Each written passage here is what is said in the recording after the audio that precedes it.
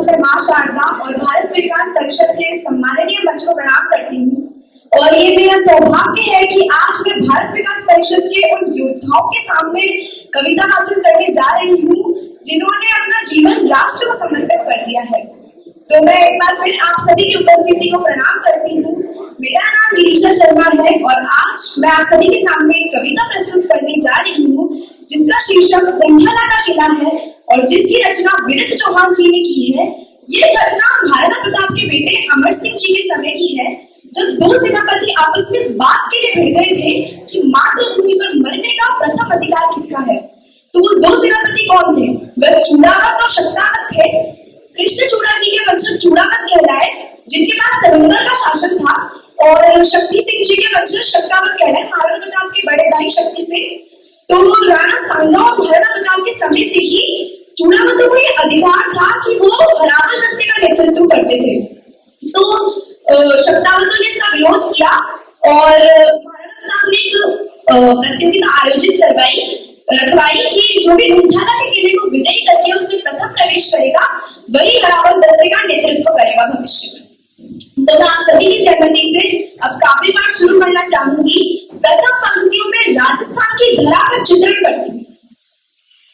जब शीश ने निज तल पर युद्ध किया करते हैं और बाण के धनी प्राण वार दिया करते हैं, राजस्थानी धरा शौर्य की कथा कहा करती है।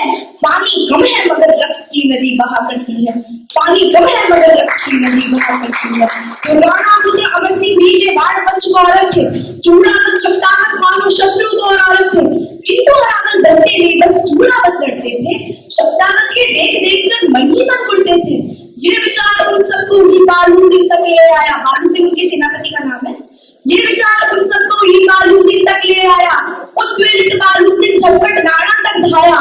बोला श्रीमन हम भी कौन तलवारें रखते हैं, फिर क्यों अग्रिम दस्ते में ये चूड़ामत लड़ते हैं। सम्राटगढ़ में प्राण सबका ये क्रम रोका जाए, एक बार ये मौका शक्तावत को सौंपा जाए, एक बार ये मौका शक्तावत को सौंपा जाए।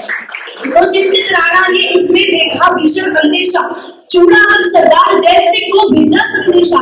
जैत सिंह ने राणा का प्रस्ताव सुना फिर बोले, जैसे पृथ्वी के कंपन को शेषनाग पर डोले। बोले राणा आखिर तुमको क्यों आभास हुआ है, क्या चूड़ामत तलवारों से उठ विश्वास गया है। आप कहे तो बैरी दल से धरा पात कर रख दूं, एक लिंग की शपथ चरण में शीश काट कर रख दूं। शब्दाबद्ध प्रस्तावों ने सच हमको वृद्ध किया है और भूल गए घायल कबंध ने पहलो युद्ध किया है, और भूल गए घायल कबंध ने पहलो युद्ध किया है। तो राणा के समझाने पर भी दोनों खड़े हुए थे, विकट हरावल दस्ते खातिर जिद पर अड़े हुए थे। तो राणा को सूझी सहसा युद्ध नवेली, जिससे वे सुलझा सकते थे उलझी हुई पहेली। कुंभला का किला सब मुगल सैनिक कब्जाए हैं, जिस कारण इस धरती पर कंकाले गिर आए हैं। कल जो भी जाकर दर में प्रथम प्रवेश करेगा वही हरावल दस्ते में भी आगे सदा लड़ेगा। तो अब क्या था, दोनों को अपनी अग्रिम पीढ़ी का हक तय करना था। लड़ना क्या था, उन्हें मौत को जाकर ही मरना था। पूरी रात केवल योद्धाओं को तलवारें भाई, उधर चिंतित राणा को नींद नहीं थी आई। भोर हुई रणवेरी गूंजी, दुमदुमी बेची बजी, मेवाड़ी सुत चले खेलने आज खून की होली। आज लगी निर्णय होना था हार और सुजय का। ये पंक्तियां कविता का सार है। अगर ये आपके मनों तक पहुंच जाए तो मैं मान लूंगी कि बालू सिंह जी और जय सिंह जी को सच्ची श्रद्धांजलि मिल गई। तो आज लगी निर्णय होना था हार और सुजय का, आज सही अंतर होना था केवल विजय का। मृत्यु दुल्हन के खातिर तो दूल्हे खड़े हुए थे, कौन करेगा उसी प्रथम इस जिद पर अड़े हुए थे। और इधर धरती पर अर्थी अग्रिम सजी पड़ी थी, किसको करूं प्रथम इसी उलझन में मृत्यु खड़ी थी। तो भिड़ने लगे कान से खुलकर वीर सुमट अभिमानी, लगी रक्त से खप्पर गल में काली और भवानी। एक एक कर दोनों योद्धा अरिदल काट रहे थे और दोनों योद्धा दुश्मन सर से भूतल काट रहे थे।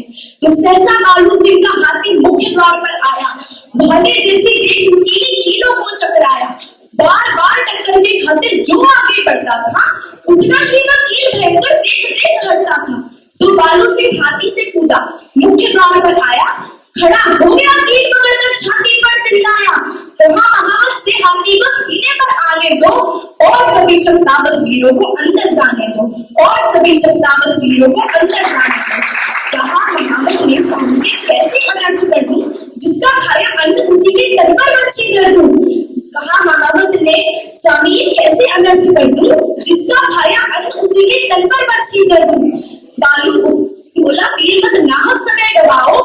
मैं आगे और मातृभूमि का पढ़कर कर्ज चुकाओ।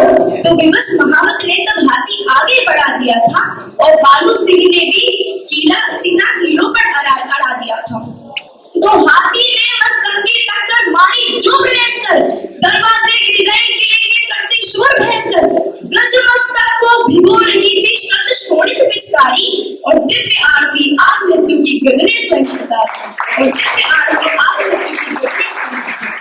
बालू सिंह का हाथी गढ़ में प्रवेश कर रहा है, उसकी पीढ़ी को यह मिलने वाला है कि वही हरावत दस्ती का नेतृत्व करेगा। तो उधर जैत सिंह बीरन में इतिहास नवल करता था, बना शत्रु को काल सरक कर कमूरे चलता था। जूली भी सीढ़ियां चढ़कर कमूरे तक आया, गोली लगी पक्ष में सहसा वीर धरा पर आया। सोचा अगर गढ़ में बालू प्रथम प्रवेश करेगा, वही हरावत दस्ते में भी आगे सदा लड़ेगा। तो लगी तनिक ना देर उसे भीषण निर्णय लेने में। जैत सिंह के सामने क्षण पड़ा है कि उसकी तनिक सी भी देर उसके बाप दादाओं की कमाई की प्रतिष्ठा और इज्जत को मिट्टी में मिला देगा और उसकी आने वाली पीढ़ियों से इस बात के लिए कोसेगी कि वह अपने खानदान की मान और मर्यादा की रक्षा नहीं कर पाया। तो वो क्या सोचता है कि शीश कलम करके ही कोई कर्ज अदा करता है और कलम के लिए विषय को नए नए धरता है। युद्ध देव को जब शोणित का पुण्य चढ़ता है, तब जाकर ही सैनिक जय के पथ पे कुछ बढ़ता है। तब जाकर ही सैनिक जय के पथ पे कुछ बढ़ता है। तो लगी तनिक ना देर उसे भीषण निर्णय लेने में। तो किले में किस प्रकार प्रवेश करता है कि विजय सुनिश्चित करी उसे शीश काट लेने में।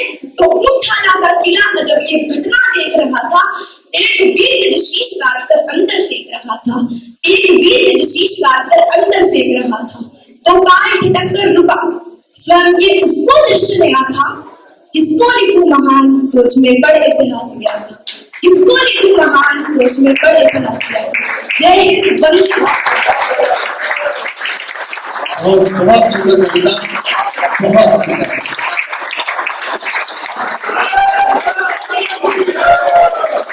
भारत